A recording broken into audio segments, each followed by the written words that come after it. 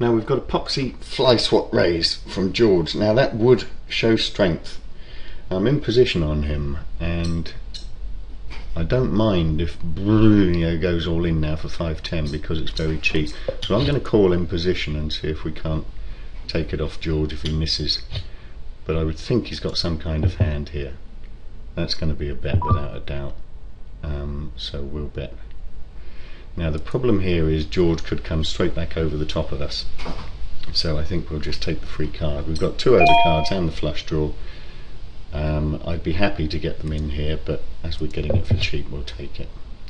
Now we've hit the king, so that's even better, although George could have ace king. I think we have to call. Okay, well he doesn't want any of that, so in case he's got ace queen of clubs, we'll put in just over half pot size bet. I really don't know what George was playing at there. No idea. Maybe a misclick. Now we have a new player at the table, Dingoes, who has quite a stack and is no doubt going to get involved in as many as he can. I don't know how he got those chips. I would imagine he's just won them. So I'll go back and have a look.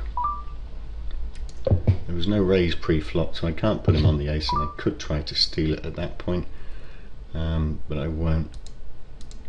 You would think he's probably got something like king queen here, so we'll make the bet, take it down.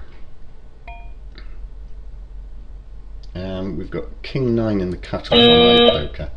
Now I hate these limps, and I think they should be taught a lesson, as Sox would say.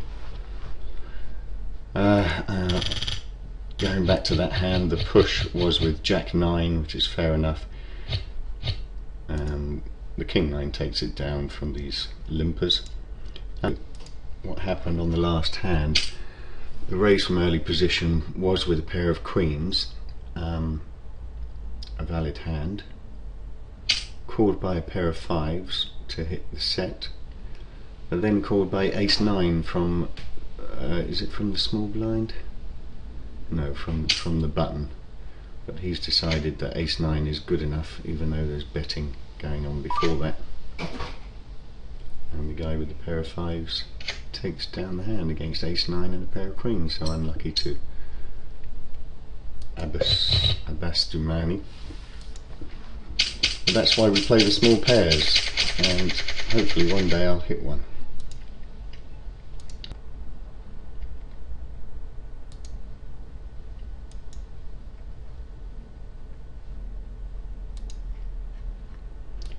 Queen 6 in the big blind to a raise and almost all in from Kanjo, so that's out of the question.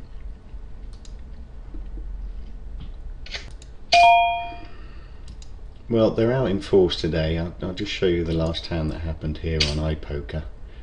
You can see pre-flop there was a raise to 750, a raise to 3,200, a raise to 12,000, but this guy's all in for 4,500 with ace 8. We've played for God knows how long, and he's decided that ace 8 suited is good enough to get all your chips in with. Unbelievable. Ace 10 in the small blind. Again, I hate being in the small blind, and Mikaz has taken the onus away from me by raising. Doesn't have a big stack, so it's not worth getting involved with. Not a good hand, so we fold.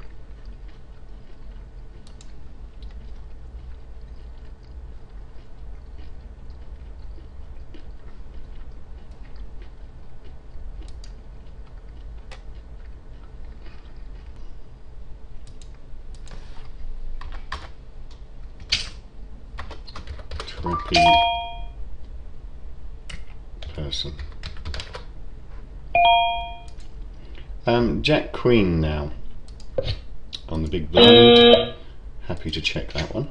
We've hit the Queen and we've got quite a good kicker, so with the 3-4 of spades out there, I do think we should be betting this one, or maybe check raising Okarub if he decides to take a stab at it.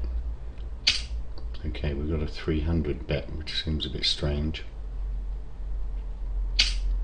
I think we need to find out right now where we stand. So we'll raise to 1500. This 300 bet would normally indicate that he's got spades. Okay, he's decided to let it go. And we take the pot down. Start bullying people around, but they really don't care. They'll just bang it in anyway. So I don't want to lose too many chips, but I will try to take advantage of position and chip stacks. Especially those that are round about the average chip stack, which is 11,700, and this guy is just over it. So they're the type of players that I will be trying to raise.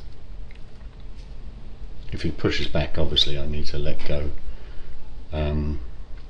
But if I am going to raise anyone with absolute junk like this, then it will be middle stacks rather than big stacks and short stacks.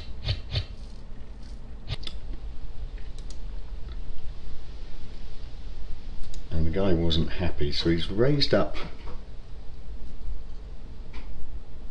from where are you? Big blind, there we go. So we've got a call for 300.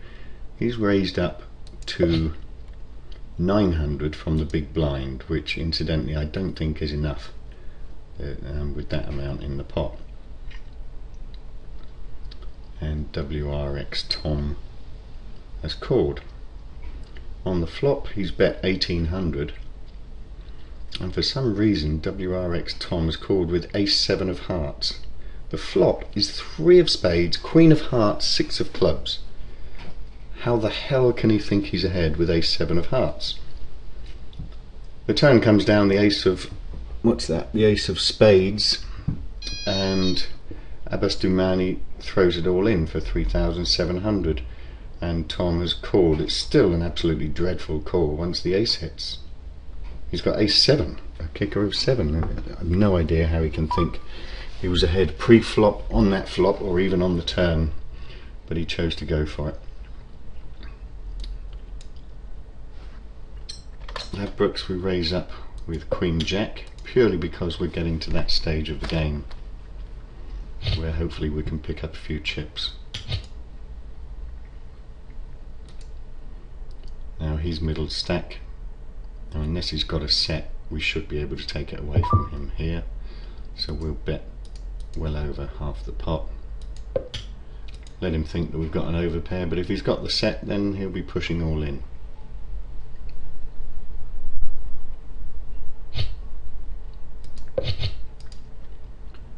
More chips. Brooks game, we're down to 48 players with 30 paid.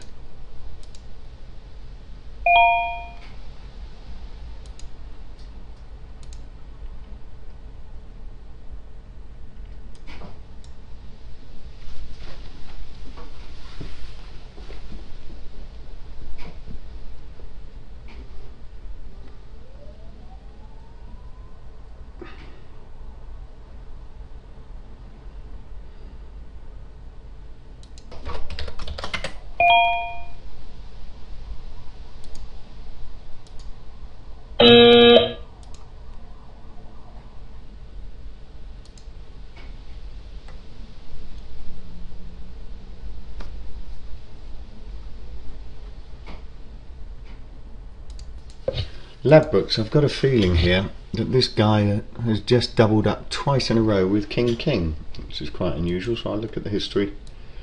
He certainly had King King last hand, where he beat Ace Queen all in, and the hand before King King, where he beat a pair of nines all in.